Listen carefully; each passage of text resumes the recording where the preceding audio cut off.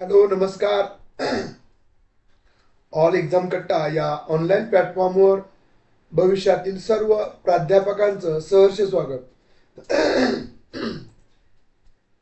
बघा आता परीक्षा 5 दिवसावर येऊन ठेपलेले आहे. आपला सर्वांचा अभ्यास झाला असेल, टेस्ट सिरीज सोडवले असतील, रिव्हिजन आता सर्वांचं सुरू असेल अशी अपेक्षा ठेवतो. बघा आता आपण घटक क्रमांक म्हणजे घटक वाईज आपण विश्लेषण केलेलं आहे. म्हणजे घटक वाईज टेस्ट सिरीज सोडवल्या, घटक वाईज उपमुद्दे वाईज प्रश्न सोडवले. त्यानंतर आपण मागील आठवड्यापासून घटक वाईज संक्षिप्त विश्लेषण त्या घटकाचं आणि त्यावरचे प्रश्न सोडवण्याचा प्रयत्न आपण करत आहोत. त्या घटकाला आपण आपल्या कवेमध्ये तोलण्याचा प्रयत्न करत आहोत.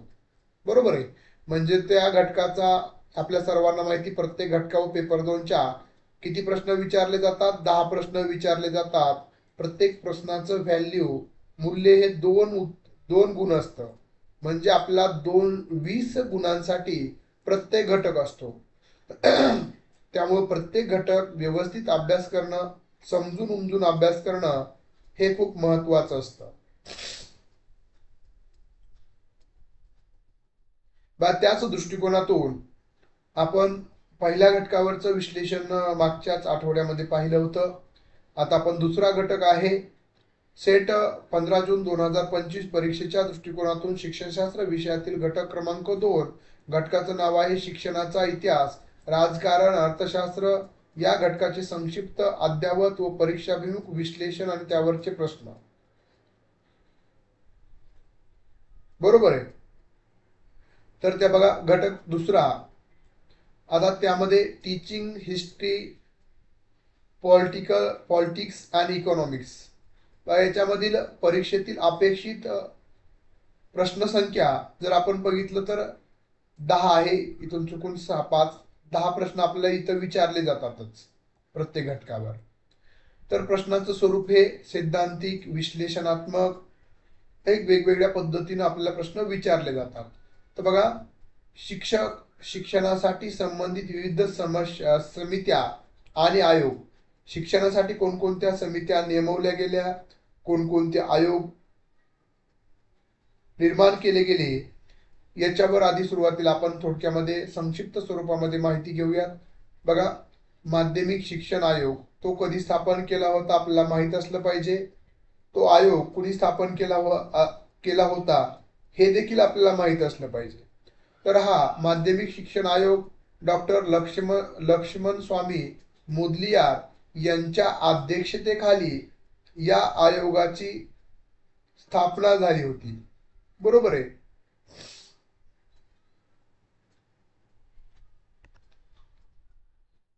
त्यानंतर हा बहुउद्देशीय माध्यमिक शिक्षण अभ्यासक्रम पुनर्रचना या उद्देशानं हा आयोग स्थापन केला होता. त्यानंतर कोठारी आयोग 1964 ते 1966 राष्ट्रीय शिक्षणासाठी एकात्मिक आराखडा, पहिल्या शैक्षणिक धोरण निर्माण करण्यासाठी हा आयोग स्थापन केला गेला होता.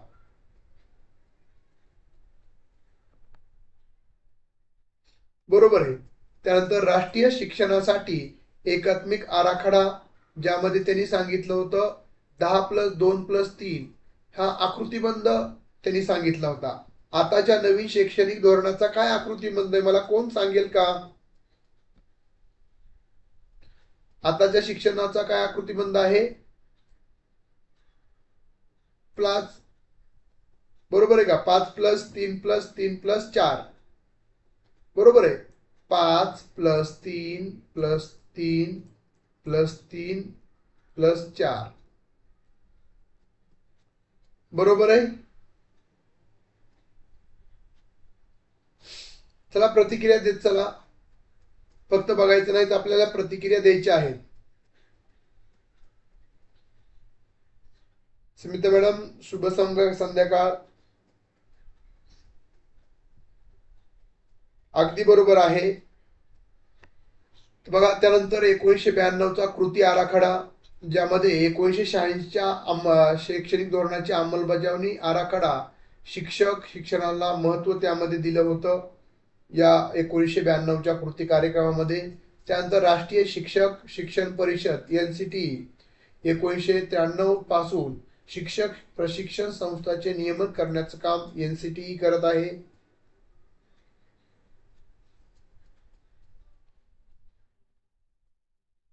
त्यानंतर राष्ट्रीय अभ्यासक्रम आराखडा 2005 संघटनात्मक अभ्यासक्रम, त्यानंतर संकल्पनात्मक स्पष्टता, कृतीमूलक शिक्षण, भाषा शिक्षण हे या राष्ट्रीय अभ्यासक्रम आराखड्यामध्ये 2005च्या नमूद केलं होतं. राष्ट्रीय ज्ञान आयोग याच्यावरही प्रश्न विचारला जातो. ज्ञान आधारित समाज घडवण्यासाठी ICT आणि डिजिटल शिक्षणावर भर देण्याच्या उद्देशानं या आयोगाची स्थापना श्याम पेत्रोदा यांच्या अध्यक्षतेखाली 2005 मध्ये करण्यात आली होती. Jagdale madam, very good evening. त्यानंतर यशपाल समिती जी 2009 मध्ये स्थापन झाली होती. उच्च शिक्षणातील व्यावसायिक शिक्षण व शैक्षणिक शिक्षण यांची एकात्मता विकसित करण्यासाठी ही समिती नेमवली होती. त्यानंतर वर्मा समिती 2012 शिक्षक शिक्षण व बाल संरक्षण संदर्भात ही समिती वर्मा समिती स्थापन केली होती. तर बघा आयोग कधी स्थापन केले, अध्यक्ष कोण होतं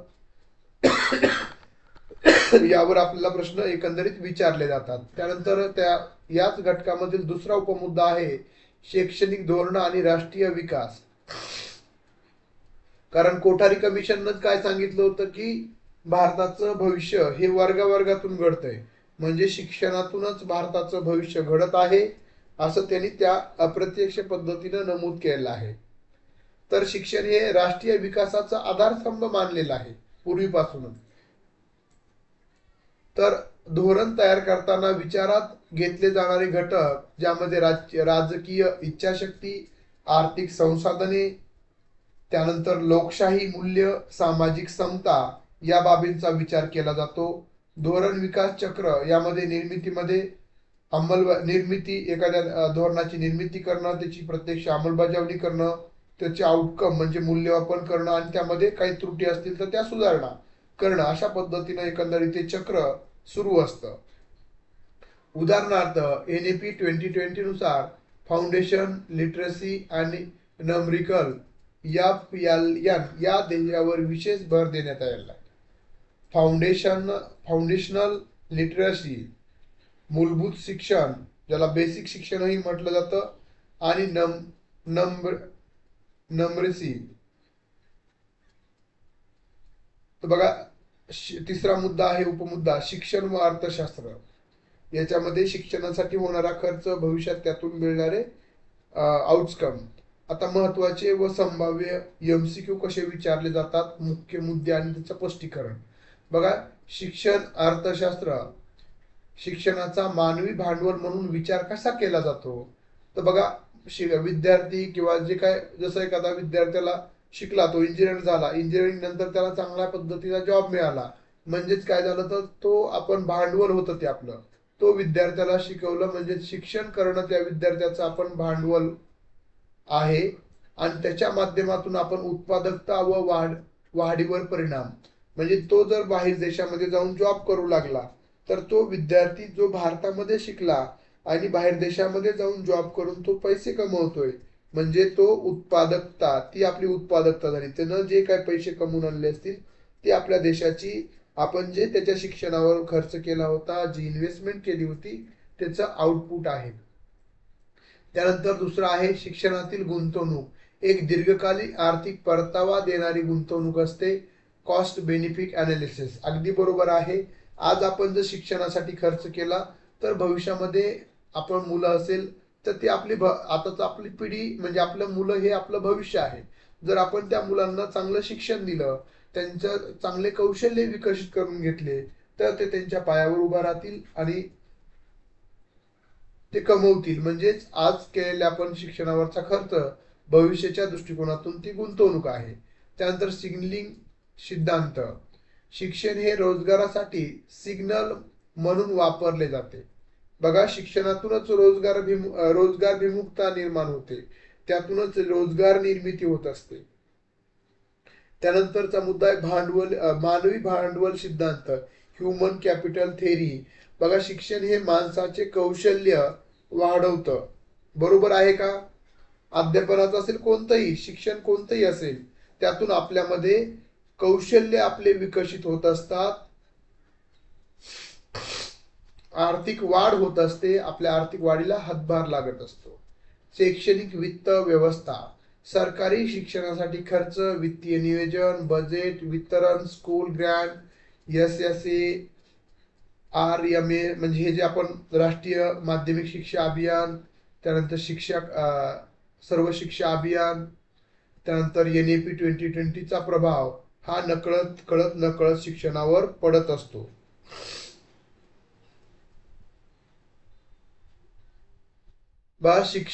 शिक्षण व राजकारण, महत्वाचे दृष्टिकोन. शिक्षण आणि लोकशाही. शिक्षण लोकशाही मूल्यांचे वृद्धी करते, ज्यामध्ये स्वातंत्र्य, समता, सहिष्णुता. बघा, आपल्यात जे काय अस्पृश्यता होती ती कशामुळे दूर गेली? आज आपण प्रत्येक मानव आपल्या पद्धतीने शिक्षणाच्या माध्यमातून तो चांगल्या उच्च पदावर जाऊ शकतो. तो कशामुळं शक्य झालं? तर शिक्षणामुळं. त्यामुळे शिक्षण हे समाज परिवर्तनाचं खूप महत्वाचं माध्यम आहे, हे आंबेडकरांनी त्यावेळेसच आपल्याला सांगितलेलं आहे.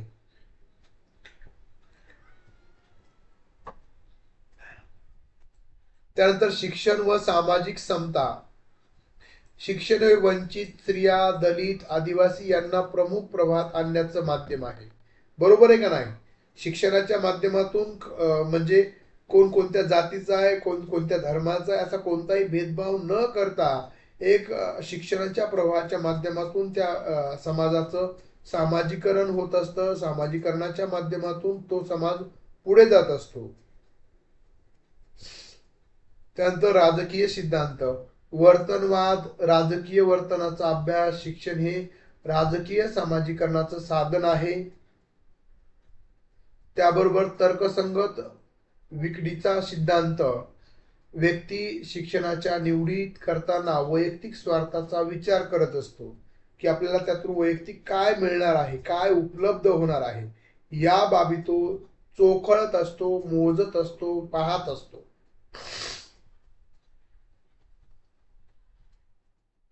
त्यानंतर सिस्टीम विश्लेषण सिद्धांत, शिक्षण व्यवस्था ही सामाजिक प्रणालीचा भाग आहे. आता परीक्षाभिमुख सल्ला बघा, कालक्रमानुसार आयोग लक्षात ठेवा. 1952, त्याच्या आधी 1949 लाही विद्यापीठ आयोग होता. त्यानंतर पहिलं शैक्षणिक धोरण 1968 ला आलं, दुसरं आलं 1986 ला, त्यानंतर डायरेक्ट 2020 ला तिसरं शैक्षणिक धोरण. आता याच घटकावरचे बहुपर्यायी प्रश्न आहेत, ते आपण सविस्तर पद्धतीने तुम्ही लवकरात लवकर प्रतिक्रिया देत चला. आपल्याला सर्व प्रश्न पाहायचे आहेत. भले तुमची प्रतिक्रिया चुकली तरी चालेल, पण तुमची प्रतिक्रिया आली पाहिजे. पहिला प्रश्न आहे, खालीलपैकी कोणत्या आयोगानं 10+2+3 शैक्षणिक रचनेची शिफारस केली होती? आणि जी शिफारस प्रामुख्याने पहिल्या शैक्षणिक धोरणातही तीच केली, दुसऱ्या शैक्षणिक धोरणातही तीच केली, पण आता ह्या तिसऱ्या शैक्षणिक धोरणात या आकृतीबंधामध्ये बदल करण्यात आलेला आहे. कोणी केली होती? मुदलियार आयोग, कोठारी आयोग, यशपाल समिती, वर्मा समिती.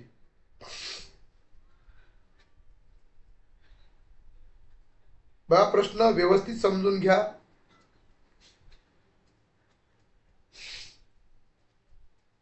खालीलपैकी कोणत्या आयोगानं 10+2+3 शैक्षणिक रचनेची आकृतीबंध सांगितला होता? बघा, मी बघतोय शिक्षणशास्त्राचे विद्यार्थी लाईव्ह लेक्चर घ्या, दर दिवस घ्या. अरे पण तुम्ही आहेत का लेक्चरला, लाईव्हला? मी लिंक पाठवली कधी, 2-3 विद्यार्थी, ऍडमिशन आहेत आपले 40 ते 50, आणि विद्यार्थी असतात 5-6 लाईव्हला, आणि काय तर म्हणे लाईव्ह लेक्चर घ्या. तब्येत बरोबर नसताना पण मी म्हणलं की आज आपलं जे नियमित पद्धतीने ठरलेलं आहे लाईव्ह लेक्चर घ्यायचेच, पण विद्यार्थ्याचा रिस्पॉन्स नसतो लाईव्ह लेक्चरला. रेकॉर्डेड नंतर ऐकत असतील पण लाईव्हला नसतो. माझं ऑब्झर्वेशन आहे. मराठीला जसं मराठीचे 60 विद्यार्थी तर ते सर्व विद्यार्थी जवळपास 60% विद्यार्थी हजर असतात, म्हणजे 20-25 विद्यार्थी लाईव्हला असतात.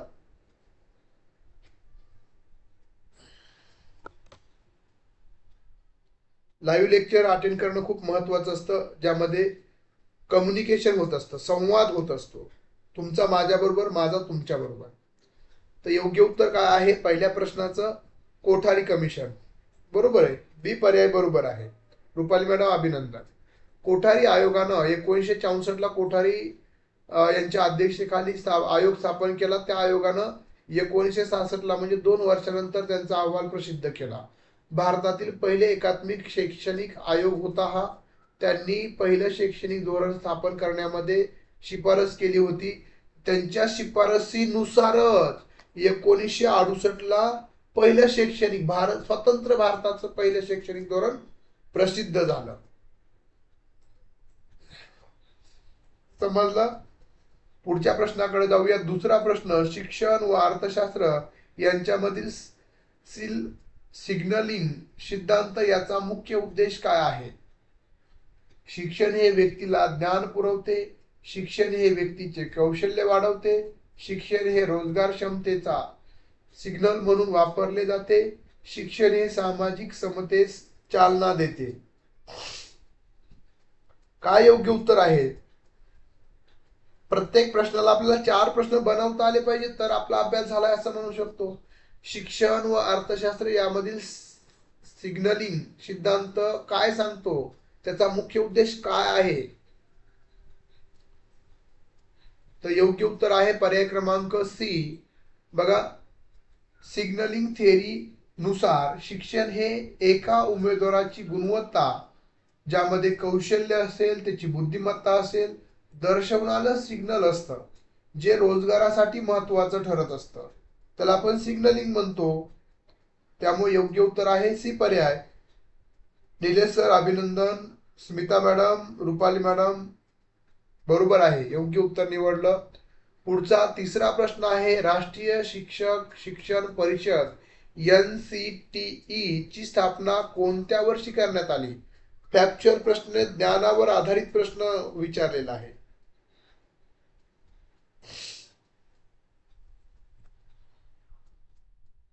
कधी स्थापना झाली राष्ट्रीय शिक्षक शिक्षण परिषदेची?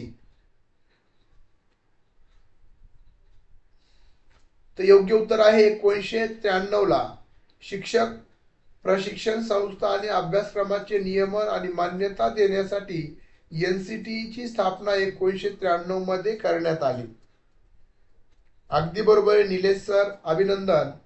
पुढचा चौथा प्रश्न आहे, शिक्षण हे मानवी भांडवल ह्युमन कॅपिटल का मानले जाते? कारण ते वैयक्तिक खर्च वाढवते म्हणून, कारण ते बाजारपेठ नियंत्रित करते म्हणून, कारण ते व्यक्तीची उत्पादकता वाढवते, कारण ते सरकारी यंत्रणा कमी करते. योग्य उत्तर आहे पर्याय क्रमांक सी, कारण ते व्यक्तीची उत्पादकता वाढवते. बरोबर आहे, सी पर्याय. मानवी भांडवल सिद्धांतानुसार शिक्षणामुळे व्यक्तीचं ज्ञान वाढतं, कौशल्य वाढतात, आरोग्य सुधारतं, चांगल्या आरोग्याच्या सवयी लागतात, यामुळे आर्थिक उत्पादन क्षमता वाढते. त्यामुळे सी पर्याय बरोबर आहे. अगदी बरोबर आहे निलेश सर.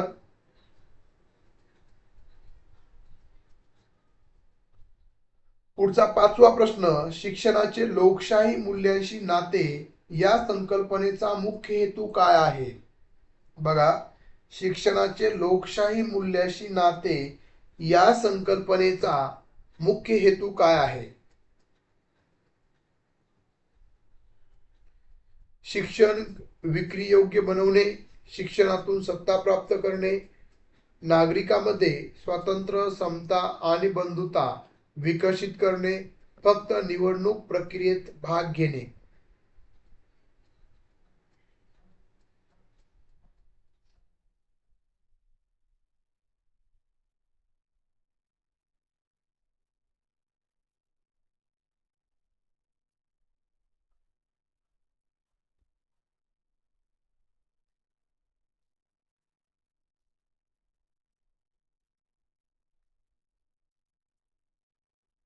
पाचव्या प्रश्नाचे योग्य उत्तर आहे सी पर्याय.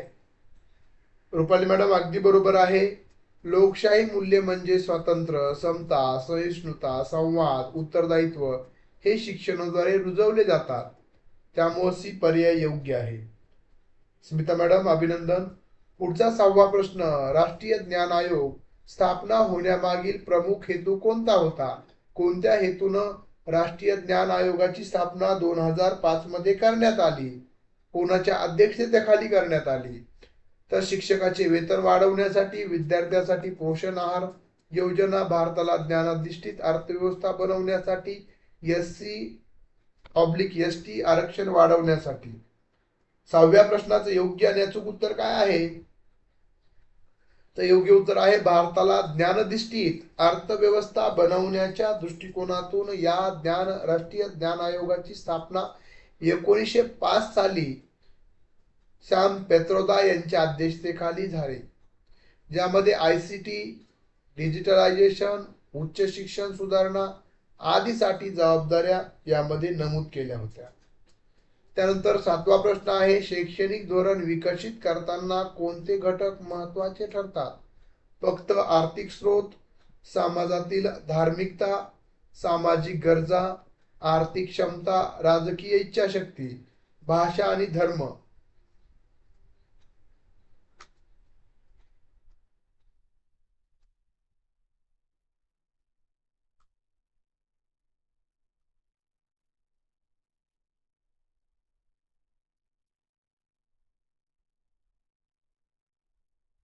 सातव्या प्रश्नाचं योग्य उत्तर काय आहे? पर्याय क्रमांक सी.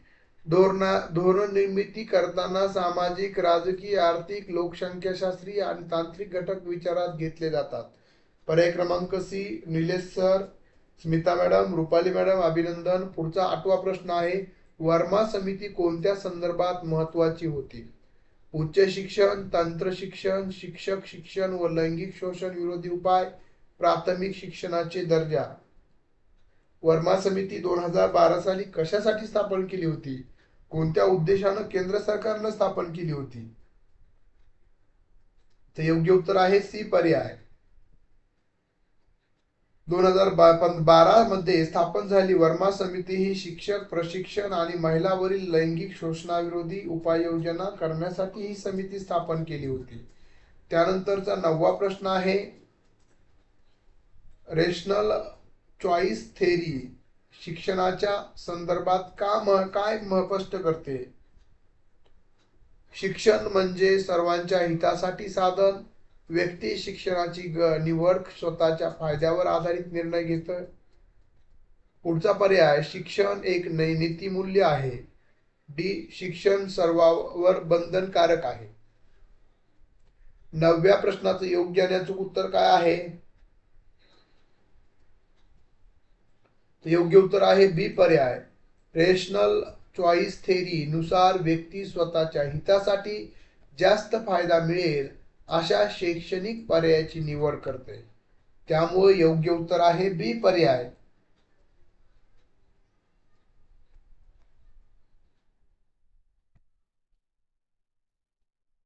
पुढचा 10वा प्रश्न बघा, शिक्षण क्षेत्रासाठी बजेटिंग म्हणजे काय? शिक्षकांना वेतन देणे, शिक्षणासाठी वित्तीय नियोजन व खर्चाचे व्यवस्थापन करणं, सी, शिक्षणासाठी नवीन योजना तयार करणे, डी, शिक्षणास धार्मिक स्वरूप देणे. काय योग्य उत्तर आहे?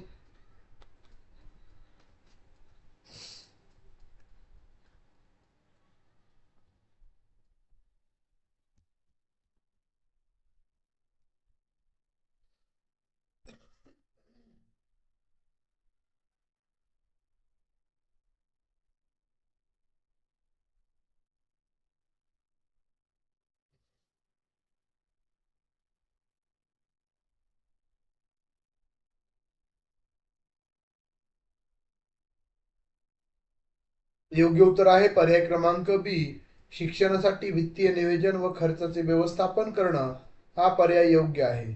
म्हणजे शैक्षणिक बजेटिंग म्हणजे शिक्षणासाठी निधीचे नियोजन, खर्चाचे नियंत्रण आणि उपाययोजना, उपयोगिता मूल्यांचे विश्लेषण कर. अशा पद्धतीने एकंदरीत दुसरा जो घटक आहे, भारतीय शिक्षणाचा इतिहास आणि शिक्षणाचा अर्थशास्त्र याच्यावरचं थोडक्यामध्ये संक्षिप्त विश्लेषण करण्याचा आपण एकंदरीत प्रयत्न केलेला आहे. यानंतर आपण तिसरा जो घटक आहे अध्ययनार्थी आणि अध्यापन प्रक्रिया या संदर्भातील अद्ययावत संक्षिप्त माहिती म्हणजे ओव्हरलुक करणार आहोत आणि त्याच्यावरचे देखील प्रश्न आपण बघणार आहोत, ज्यामध्ये अध्ययनार्थी आणि अध्ययन प्रक्रिया हे आपण उद्याच्या लेक्चरमध्ये घेणार आहोत. इथपर्यंत कोणाला काही अडचण आहे दुसऱ्या घटकामध्ये? बघा, आपण ठरवतो, आपण ध्येय निश्चित करत असतो आणि त्या ध्येयापासून ध्येय साध्य करण्यासाठी जे आपण कष्ट करणं किंवा आपण सातत्य ठेवणं गरजेचं असतं, आपण ते ठेवत नाही आणि तेच आपल्या अपयशाला कारणीभूत ठरत असतं. त्यामुळं कमी वेळ राहिलेला आहे. आपल्याकडे जवळपास एज्युकेशनचे 32 का 35 विद्यार्थी आहेत, मात्र लाईव्हला 10ही विद्यार्थी नसतात. त्यामुळे सातत्य ठेवा आणि लाईव्ह लेक्चर अटेंड करा. त्यानंतर आपल्या टेस्ट सिरीज दिलेल्या 10 त्याचं व्यवस्थित रिव्हिजन करा. प्रश्न व्यवस्थित समजून घ्या. अभ्यास करत असताना घटक वाईज अभ्यास करा. एकदा काला खाऊ नका. एक एक एक एक एक एक घास करून प्रत्येक जे आपल्याला आवडतं तो पदार्थ व्यवस्थित जसं आपण खातो त्या पद्धतीनं ज्या घटकावर तुमचं कमांड आहे तो घटक आणखी चांगल्या पद्धतीनं अभ्यासण्याचा प्रयत्न करा आणि समजून अभ्यास करा. म्हणजेच समजून अभ्यास करणे म्हणजेच एखाद्या घटकावर कशा पद्धतीनं त्या घटकातील एका उपमुद्द्यावर प्रश्न कसा विचारलेला आहे हे समजून घ्या. आपल्या टेस्ट सिरीजही त्याच पद्धतीनं तयार केल्या आहेत. मागील प्रश्नपत्रिका त्याच पद्धतीनं विचारलेले प्रश्न आहेत. त्यामुळे त्याचं कोरिलेशन, त्याचा सहसंबंध समजून घ्या. तीच खरंच अभ्यासाची योग्य पद्धत आहे आणि तीच खरं तुम्हाला यशाकडे घेऊन जाणारी पद्धत आहे. चालेल, अभ्यास करा, सातत्य ठेवा आणि यश संपादित करा. तुम्ही यशस्वी झालात म्हणजे मी यशस्वी झालो, तुम्ही अपयशी ठरलात म्हणजे मी अपयशी ठरलो, असं मी स्वतः मानतो. त्यामुळे चालेल, सातत्य ठेवा, अभ्यास करा. 5 दिवसामध्ये आपल्याला 150 मारायचे म्हणजे 150च्या पुढे आपल्याला मार्क पडले पाहिजे. या उद्देशानं तयारी करा. निश्चितच आपण यशस्वी व्हाल. धन्यवाद. थांबूयात. उद्याच्या लेक्चरमध्ये आपण तिसऱ्या घटकासंदर्भात संक्षिप्त विश्लेषण आणि त्यावरचे प्रश्न घेणार आहोत. धन्यवाद. थांबूया.